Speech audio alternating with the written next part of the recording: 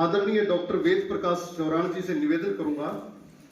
वो बहुत अच्छे मोटिवेशनल स्पीकर है, बहुत अनुभव उनको लाइफ का है। नेकीराम कॉलेज में पहले प्रिंसिपल रह चुके हैं और आज हमारे बीच में हमारे कार्यक्रम की शोभा बढ़ा रहे हैं। आए अपने उद्गार हमारे साथ साझा करें।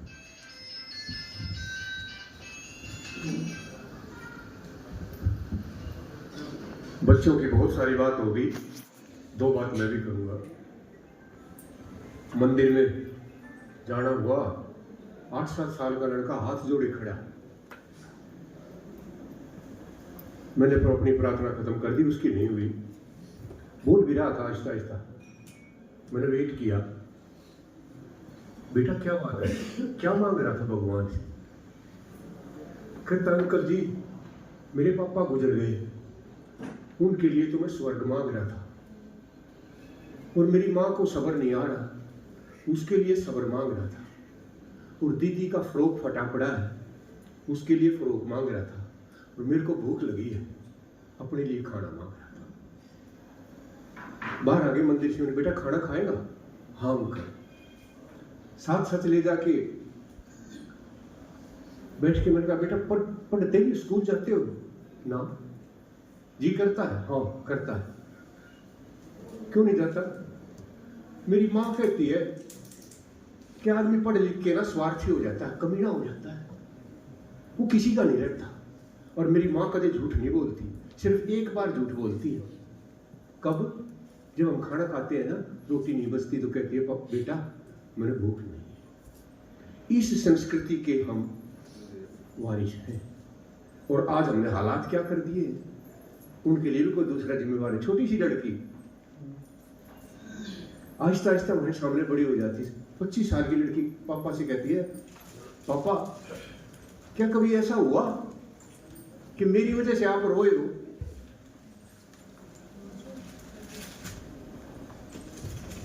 क्या कभी जीवन में ऐसा मौका आया मेरी वजह से आप रोए हो? पापा कहने लगा हाँ बेटा, एक बार रोया था। कब? जब मैं छोटी सी थी, तू 5-6 साल की भी नहीं थी, खेला करती, गुडड़ियां गुडड़ियां चला करती, मैंने तेरे आगे पेन रख दिया, पैसे रख दिए और खिलौने रख दिए, ये चेक करने के लिए कि तू किससे, तेरा भविष्य क्या होगा, तू पढ़े लिखेगी या खेल खाल के ऐसे रह जाएगी। और बेटी तू अपना गुडड़ियां गुडड़ियां चाल के और उन तीनों चीज़ों का हाथ मार के मेरी गोदी में आके बैठ गई थी। उस दिन मैंने लगा था कि बेटियों में गुण बेटों से हमेशा ज्यादा होते हैं। आप एक बार भी ताली नहीं बजाओगे तो मैं कैसे बात करूंगा। मैं 2-3 चीजों पे थ्रस्ट देना चाहूंगा। अभी सुमित जी कह रहे थे किसी ने भी बात नहीं की, मैं करूंगा वही बात। पहले वाले वक्ता कह रहे थे कि समाज जैसा होगा वैसे ही हमें बढ़ना पड़ेगा। मैं तो उल्टा मानता हूँ, समाज ऊपर से नहीं पड़ता, समाज हमारी सोच से बनता है। और अगर आप अच्छे इंसान है तो हो ही नहीं सकता समाज अच्छा ना हो। और फिर शुरुआत हम अपने आप से नहीं करेंगे, दूसरों को तो भाषण कोई भी दे दे। भाई 50 साल हो गए हमने, 50 साल हो गए हमने राजनेताओं को गाड़ बकते बकते। किसी को क्रिटिसाइज करवा लो हम तैयार बैठे, पापा को करवा लो, घर को करवा लो, बड़ों को करवा लो, पीढ़ियों को करवा लो, सबको हम क्रिटिसाइज करते हैं। मुझे तो नहीं लगता कि जब तक इंसान खुद अच्छा ना हो समाज हमारा अच्छा बन सकता है।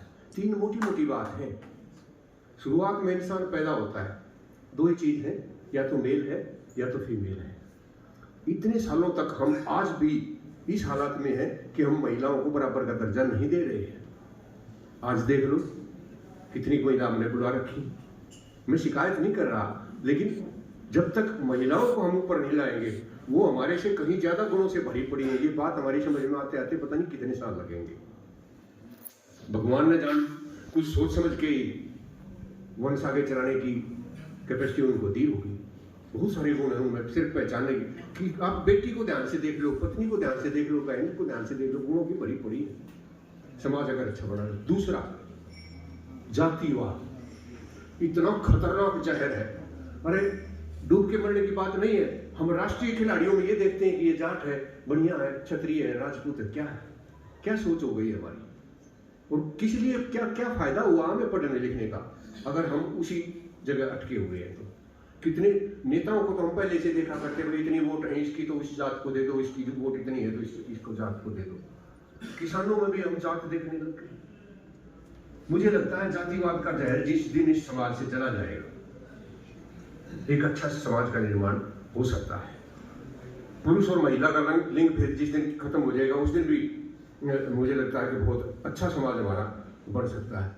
मोबाइल की बात कर रहे थे, रिटायर हुए 5 साल हो गए भाई, हम बुजुर्गों की श्रेणी में हैं।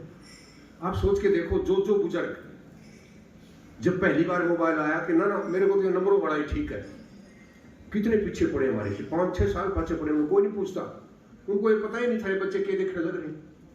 जब हम सीखने के लिए तैयार नहीं है तो बच्चों को आप कैसे रोक सकते हो?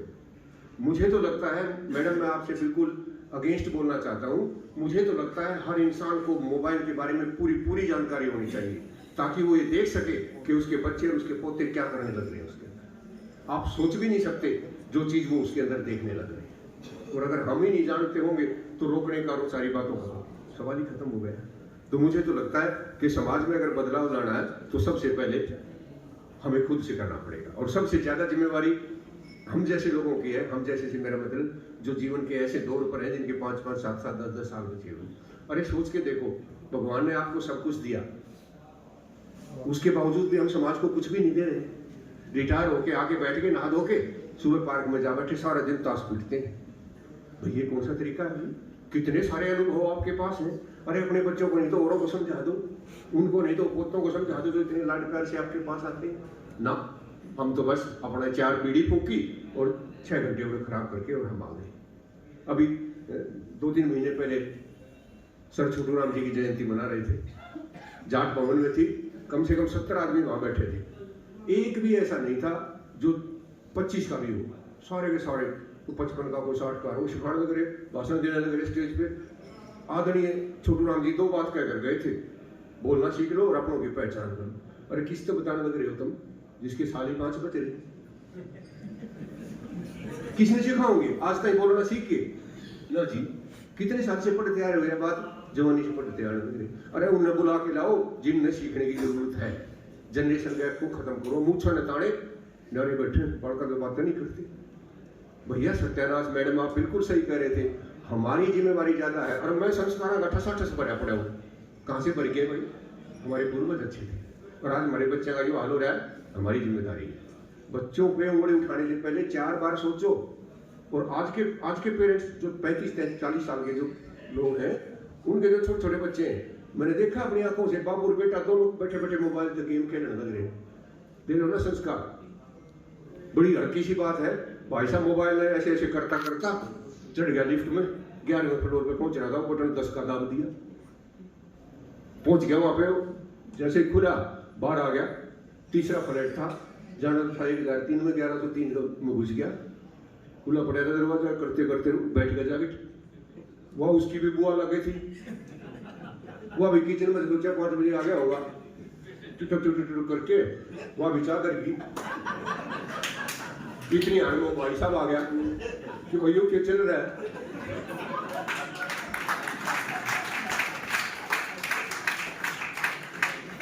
ये हालत है हमारे समाज की। और ऊपर से हम कहते हैं कि बच्चों के संस्कार नहीं रहे। अरे संस्कार तो जिम्मेदारी जिसकी देने की थी वह फेल हुए पड़े। संस्कार तो जब भी आएंगे ना जब हम सिखाएंगे, हमको अच्छी बात करेंगे। सारे दिन उल्टी सीधी बात हम घर में करते हैं। अगर मैं एक उदाहरण दूं तो आपकी आंख पटक से खुल जाएंगी क्या चल रहा है हमारे समाज में। सबके घर में अखबार आता है, सुबह सुबह उठ के जो भी घर में सबसे पहला आदमी उठता है, बाई चांस को बच्चा उठ गया, स्कूल में जाना था 7 बजे, भाजा गया, ठाकी लाया दैनिक फलाना अखबार का, क्यों नाम ले भाई, क्योंकि सारे में कंपटीशन है, बूंदे तो बूंदी कौन सा छापा। बच्चे ने खबर पढ़ ली। मैं तो कॉलेज में जाया करता भाई, यकीन मानो कई बार तो ऐसा होता था, अखबार की हेडलाइन देख लो ना, दोपहर तक मूड खराब है, इतने टुकड़े काट के फलानी जगह रखे, ये कर दिया वो कर दिया। उस गंदगी को लेके बच्चा स्कूल में गया, जाते ही उसका जो दूसरा फ्रेंड था वो आया, आज तक पता क्या अखबार है, क्या हो गया? उसने बताई वो सारी गंदगी। कहता मारे लिया ना, अरे मारे में तो एक गंदगी वो पकड़ के जा रहा है। पहले गंदगी दोनों वालों एक थी, ईद करके होगी 2 थोड़ी में 2 और आगे 4 8 जब रिसेस हुई जब तक तो इतना डंगा इकट्ठा कर लिया कि आदमी के समझ में नहीं आवा कौन सी क्लास मैथ चल रहा है या फिजिक्स पढ़ रही है, केमिस्ट्री, उसने कह रहा है इधर चल रहा है। हाँ भाई फिर क्यों हुआ होगा उसको, क्योंकि वो गंदगी दिमाग में चल रही।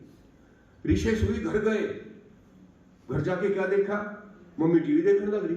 मम्मी खाना दे दो, अरे रुक थोड़ी सी देर, 2 मिनट रुक जा, हाथ मुंह धो ले, 5 मिनट हो गए साहब, मम्मी रिसेस खत्म हो जाएगी, खाना दे देना। अरे रुक आया भाज, ऐसा क्या देख रहे तुम, आज जिस आंटी का उस अंकल के साथ चक्कर था ना, उसका छोरा इसके साथ भाजेगा या उसके वो फैसला होना, तो 2 मिनट रुक जा।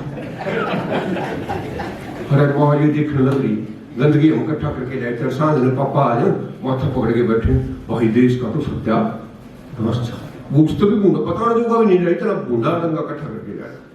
इतना सारा समाज में गंदगी हम इकट्ठे करते फिर रहे हैं, और फिर संस्कारों की बात करते हैं। संस्कार जब आते हैं, जब मैं गुणों का फंसा के दोबारा ना, तो बच्चे में अपने आप आ जाएंगे, और अगर हमारे में कुछ नहीं है तो फिर भूल जाओ। बड़े से आदमी कहा मेरे को लंबी चौड़े से भाषण नहीं देने आते भाई, मैं तो हल्की हल्की बात बता सकूँ। मास्टर जी थे घोड़े वाले से, घरानी कपड़े ला दिया करती, पैंट लिया करता, जो भी उसने मिल जाए। एक दिन किसी के साथ जा रहा था और पैंट खरीद लिया, आके घर पहन के देखी इतनी लंबी, अब बोलने जोगा है नहीं, घर वाले थे कही के आज तो मैं पैंट, इतना दिमाग तेरे दौर होता क्यों लिया तू, इसे पंगे क्यों कर रहा है, नहीं थोड़ी बड़ी आ गई, तू बदलवा के लिए मैं ना जाऊँ। नाटकी साफ साफ कह रहा भगवान इसने ये कित बदलवाता करूंगा, दुकानदार ने जब बदलवा चलाएगा ना, मेरा दुकान भी बढ़ सका है, उल्टा नहीं लेता कोई भी दुकानदार। तो इसने 2 इंच फोल्ड कर दिए, साफ नाटकी बने और ठिकाने रखा। एक तो तू फालतू काम करके ले आता ना, जब जो चीज लेनी नहीं आती तो क्यों ली, मेरे तरफ से इतना मैं नौकरी करूंगा तेरी पैंट ठीक करूँ। सुन भाई मरा सा मुंह करके, बेटी सॉरी कॉलेज में पढ़ा थी, बेटा गलती होगी, तेरी मम्मी तो नाराज हो रही है, इस पैंट ने तू 2 इंच फोल्ड करके मेरे काम आ जाएगी, आज 50 गोनी खरीद के जाऊंगा, गलती हो रही है। पापा मैंने इतना तो काम करना सारे, मैंने सिलाई भी वैसे ना आती, मैंने नहीं पता अपने मम्मी से करा। दोनों नाटके में मास्टर जी का ओढ़ मुंह हो गया, तू तेरा जारी रहा। अगले दिन स्कूल में चला गया, पुरानी पैंट पहन की। अगले दिन छोरी कॉलेज में उल्टी हुई, भाई पापा मैंने कद कद काम कब है, मैं इतनी लाडली, एक काम किया था मुझसे नाटकी, लेकिन सुबह पापा की पैंट 2 इंच फोल्ड कर दी। पाछे तो मास्टर नहीं थी, घरानी भाई आते हुए देखा वो, इस आदमी पल्ले पड़ रहा, वो बदलना तो पड़ेगा। पैंट ली और 2 इंच उसने फोल्ड कर दी। मास्टर जी रात ने पड़ा सोचा भाई वो क्यों हो, जिसी भी से पैर की चलनी पड़ेगी, तब गए पैर के खड़ा हुआ तो मैं गोडा था पेंट आ रही। मास्टर जी ने वो पेंट काटी को ना, स्कूल में पैर की चलेगा, स्टेज पे खड़ा हो गए, सॉरी बड़ा कौन से क्यों पैर, कहता बेटा अगर किसी ने संस्कार सीखने हो ना और बढ़िया परिवार देखना हो तो मेरे घर आ जाओ। कोई काम करते नहीं कतराता, छोटे बड़े की इज्जत करें, हाँ इतना प्रेम प्यार से रहते हैं, कोई गलती हो जाए तो माफ करने की देर नहीं, ये छोटी छोटी बात।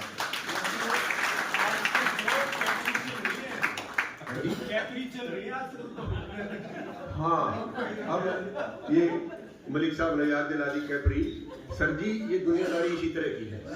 अभी बात हो रही थी, पता नहीं शायद मैडम ने की थी या किसी ने की थी, कि महिलाएं, वैसे महिलाओं पे कमेंट करना, खासतौर पर जहाँ महिला ना बैठी हूँ पीछे करना गलत बात होती है, पर फिर मैं क्योंकि आपने शुरू कर दिया तो बताना पड़ेगा।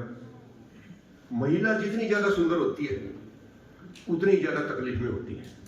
वो डिप्रेशन और एंजाइटी वाले तो चले गए, लेकिन मैं कुछ प्रैक्टिकल चीज बता सकता हूँ। जो जितनी ज्यादा सुंदर होगी उसको डिप्रेशन आने के उतने चांस है, क्योंकि जैसे जैसे उम्र बढ़ेगी सुंदरता जाएगी, और सुंदरता कम होगी तो खर्चा भी बढ़ेगा, तो हम ज्यादा डिप्रेशन की तरफ जाएंगे। दूसरी तरफ अगर आदमी सुंदर होगा, पहली बात तो भाई ने बेरा नहीं मैं सुंदर हूं, और जैसे जैसे उम्र बढ़ेगी वैसे वैसे उसका ज्ञान भी बढ़ेगा, अनुभव भी बढ़ेगा, इज्जत भी बढ़ेगी, और वो और ज्यादा राजी होता है, खर्चा तो पहले अंदाज है ये भी। तो मुझे लगता है मलिक साहब वो कैपरी पहने, चाहे पूरी पजामा पहने, चाहे प्लाजो पहने, वो है ना आपने सुन रखा होगा कि सुबह सुबह जल्दी उठ गई तो प्लाजो पहन लिया, ताऊ घर में अंडे धक्के खाता, मेरा पजामा कित गया, मम्मी न्यूराजी हो रही, मेरा प्लाजो आ गया, ताऊ का पजामा गया। तो महिलाओं पे टिप्पणी करना मैं नहीं समझता। हाँ एक दो बात मैं और बताना चाहता हूँ, क्योंकि हम समाज के इतने अच्छे इंसान मैंने पहले कभी इकट्ठे नहीं देखे थे, एक दो हर जगह जाते हैं तो मिलते रहते हैं। मैं अमेरिका 5 बार जा लिया, मैंने भरसक कोशिश कर ली। वो भाई साहब उठ के चले गए कि डोंकी जींद वाला फतेहाबाद वाला उस तरफ का एरिया, तो मैं कहता हूँ डूबा पड़ा उसमें, जिसका भी 1.5 किलो बेच के चल दिया। और ऐसा ऐसा हाल हो रहा है। मैं वहां जब था तो मैंने एक दिन एक केस पढ़ा कि one of the Indian came with his family, छोटा बच्चा, वाइफ और वो खुद, पट्टा 1.5, 2, 3 साल का बालक था, लेके डोंकी के दे के 80-90 लाख और दोनों चढ़ दिए गाड़ी में। वो जंगल तो चलो पार हो गया, किसी तरह से हो गया। वो भी पता नहीं क्या क्या होता है वहां रास्ते में। महिला पहले चढ़ा के कूदा दी पड़ली तरफ, और जब उस बच्चे ने लेके कूदन लगा ना, बच्चा हाथ से छूट गया, बच्चा उड़ली तरफ पड़ गया। और वो भाई तो पड़ते हैं, नार के तरफ गया और उधर मर गया। पड़ली तरफ माँ पड़ी है और उड़ली तरफ बच्चा पड़ा, दोनों इलीगल। फिर भी हमारे बच्चे का यह बात समझ में नहीं आती कि इलीगल, ऐसे ऐसे गंदे बच्चे हैं। हमारा एक बच्चा वहां पहुंच के जाता है, भाइयों कोई दिक्कत ना है, भाईचारा जिंदाबाद, सब भाई फलाना, सब भाई, ऐसे गंदे गंदे। और फेसबुक एक ऐसी चीज हो रही है, उसका फायदा दुनिया में बहुत ज्यादा उठाया जा रहा है, और हम है कि उसका नुकसान करने लग रहे हैं। जींद की साइड के तो मुझे माफ करेंगे पत्रकार महोदय भी बैठे होंगे, भाई पत्रकारिता के लिए क्या चाहिए? कुछ नॉलेज भी चाहिए, कोई भाषा भी चाहिए, कोई सलीका भी चाहिए, कोई तमीज भी चीज नाम की भी चीज होती है। कोई भी मोबाइल उठा और पत्रकार बन जाए। हमारी जो बुजुर्ग महिला है, उनके मुंह का आगे मोबाइल लगा, पता नहीं क्या क्या कहलवाते हैं उसे। कोई क्या सोचेगा कि हरियाणा में ये माताएं हैं हमारी। जींद का एक बुजुर्ग आदमी है, आपने भी सुना होगा अगर देखते हो तो, इतना गंदा बोलता है वो, ऐसी ऐसी गाड़ियां बोलता है, हम तो भूल गए थे वो गाड़ी, वो गाड़ियां देता है उसको। किसके साथ? 11 साल के पोते के साथ। और वायरल तो ये पूछो ना, मिलियन में है उसकी। अभी इस मिलियन के चक्कर में पता नहीं वो क्या क्या कर। तो मुझे लगता है संस्कारों के भाई, सुमित जी बता दिया, मेरा प्रोग्राम जरा घंटे से पहले का नहीं होता। मैं महिलाओं को सलाह इसलिए नहीं दे सकता क्योंकि महिलाएं यहाँ पर बहुत ही, आप दो, हम लेंगे। महिलाओं को मेरी साफ सलाह है। पहले जो हम करते थे ना मैडम, वो सारी बातें अब चली गई हैं। ये बात हमें सबसे पहले मान लेनी चाहिए। अपनी बेटियों को वो वाली शिक्षा देने की जरूरत नहीं है जो पहले दिया करते। उनको जागरूक करने की जरूरत है। मैं नहीं कहना चाहता कि हमारी जो बेटियां हैं वो पढ़ाई में बहुत ज्यादा आगे हैं, उनको और ज्यादा प्रेशराइज करने की जरूरत नहीं है। अक्सर हमने देखा है घरों में कि माँ अगर पीएमटी नहीं कर सकी ना तो छोड़ी के फांसी दे रखी, जीना आराम कर रखा उसका। मैंने एक वैसे स्टोरी टाइप साइड में अक्सर स्कूल कॉलेजों में जाता हूँ तो वहां बता देता हूँ। आपको भी बताऊंगा, देखना कितना अच्छा लगेगा आपको। कोई मशहूर क्रिकेटर थे, उनकी लड़की +2 में थी, नंबर आए 96.4। जैसे ही उसको खबर मिली तो वो सोच रहा है यार ये बैट बूट का मार गया, आउट हो गया, फटाफट घर पहुंचे और मेरी गुड़िया ने कमाल कर दिया, इतने नंबर, राजी हो रहा। वो बाई चांस जैसे ही आउट हुआ तो भागा घर की तरफ। और घर पे मम्मी को उन्होंने बताया कि मेरे 96.4 आए। कहते स्कूल में और किसके? कहते वो सारिका के 97। वो तेरी नाश कर दिया, पॉइंट में रहेगी। मैंने कहा था तो रिवाइज करके जाती, तेने तो कति डबो दिए, तड़के के छपेगा अखबार में, तेरे पापा की आई थे तब तने यो हाल कर दिया। गुड़िया बैठी बैठी शुरू करने लग रही और माँ उसने डायलॉग सुनाने लगी। वो भाजा गया, आउट हो गए घर कि घर जाते थे मिठाई बटने लग रही होंगी, सारे अड़ोसी पड़ोसी रिश्तेदार आ रहे होंगे। जाके देखो गुड़िया तो सुबकियां भर रही और माँ लग रही डायल। देखा मैंने कही थी ना आगे आप इसने ना कटवा दी हमारी, पॉइंट में रहेगी तो 1 नंबर और आ जाता तो यह फर्स्ट आती सारे स्कूल में। कल इसका अखबार बड़ा टेंशन हो गया, कमाल का क्या करने लगी तू? जाए तो बेडरूम में ना ऊपर अटैची रखी, उतार के ले तेरी मार्कशीट देखा, मेरी भी देखा, दोनों टोटल मेरा 6 ना आया। जान काट हो गए बालक की, कितना पढ़े, कोचिंग पे पढ़, सुबह पढ़, जल्दी उठ, देर तक सो, कॉफी पी ले, फलान करे, दगड़े कर ले, और बच्चियों का जीना आराम कर रखा है। डॉक्टर तो उतने पढ़ेंगे भाई जितनी सीट है, लेकिन हम बच्चों को जीने नहीं देते। ये भी संस्कार का हिस्सा है। अरे अपनी फ्रस्ट्रेशन अपने बालकों में क्यों निकालने लग रहे हो? आपका तो दिल लगा हिसाब नहीं था, कोई डक्का करे स्कूल में नहीं आया, कदे की तक पोजीशन नहीं आई, और वो बेचारा 4 जगह फर्स्ट आ रहा है, आपका फिर भी नहीं बचा। तो खास तौर पर महिलाओं से मैं ये रिक्वेस्ट करना चाहता हूँ, अपने बच्चों की हुनर को पहचानो। हो सकता है वो बढ़िया चित्रकारी करती हो सकता है वो बहुत बढ़िया गाती हो सकता है कोई कुकिंग में बढ़िया हो, जरूरी नहीं उसके नाक में दम करना ना तेरे डॉक्टर बनना ही, और बना दिया तो आगे और भारी भारी समस्या आएगी, फिर एक डॉक्टर और चाहिएगा। अपना पहला ऐसा देश है जिसमें IAS बनता ही आपने ऐसे लिखना पड़ा 200 नंबर का, दहेज पे ऐसे इतना फर्स्ट क्लास लिख दिया सिलेक्शन होते हैं 15 दिन पाछे कितना तो इसलिए कोई रुकनी नहीं कि तमाशा बना रखा है। कोई भी चीज जो हम सीखते हैं उसको अप्लाई नहीं करते, ये मोटी मोटी सी बात है।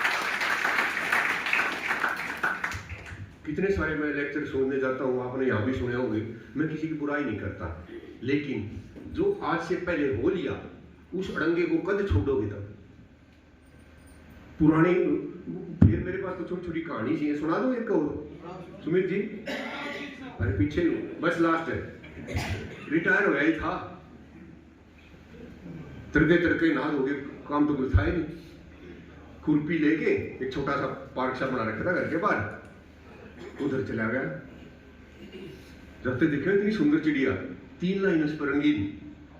मैंने वो खुरपी तो दिखे, बाद के बाद छोटी चिड़िया पकड़ी, और पकड़ते ही मैंने तो सोचा आम चिड़िया ची ना करी।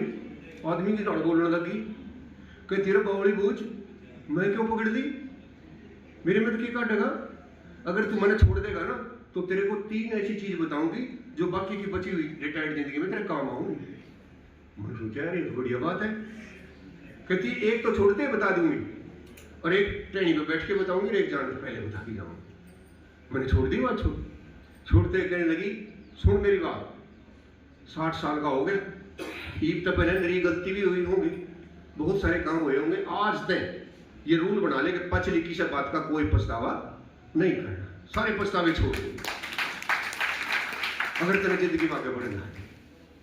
बहुत बढ़िया बात बताई भाई चिड़िया बैठ के टहनी के ऊपर।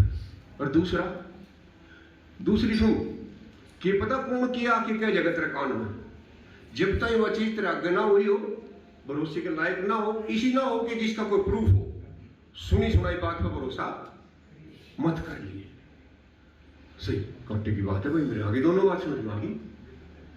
और फिर उड़ने लगी। मैंने कहा तीसरी कि तेरे बावड़ी बूझ मेरे शरीर में 2 हीरे थे, और जब तू मैंने राख लेता ना तो उन हीरा तेरी सारी जिंदगी बाकी की बची हुई मारा मार रहती। कहा मेरी बातों में आकर बन गया बेवकूफ। मैंने माथे हाथ मारा और तेरी कहती है मैंने तेरे को 2 बात बताई थी ना, एक तो पछताना मत, पछताना लग रहा है मेरा पे, और दूसरा मैंने कही दिन हुए किसों की बात ना मान ली मेरा यार कित के ही रहा बावड़ी बूझ मान गया तुम खामो।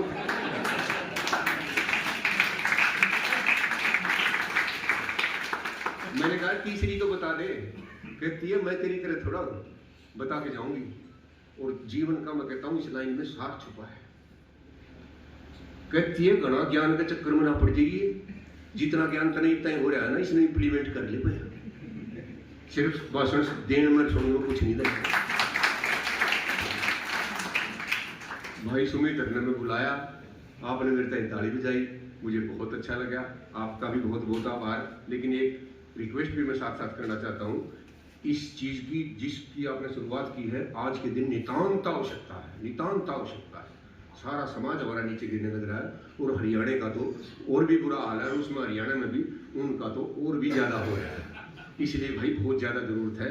और आपकी पोस्ट जब भी मैं फेसबुक पे देखता हूँ तो मुझे उसमें एक खास तरह की सोच का पता चलता है। ऐसे तो नाम सारा पता नहीं क्या क्या लिखते रहते हैं, पर इनकी जो बात होती है वास्तव में मैं उनको पूरी पढ़ता हूँ, और अगर ये पूछे तो मैं सारी बता सकता हूँ ये क्या क्या सोचती है और क्या क्या। इतनी बढ़िया सोच है इस बच्चे की, इस नौजवान की, कि गांव नहीं अब तो समाज सुधारने का मौका अगर आप ले सकते हो और हम सबको इकट्ठा कर सकते हो तो आपका बहुत बहुत धन्यवाद। Thank you very much.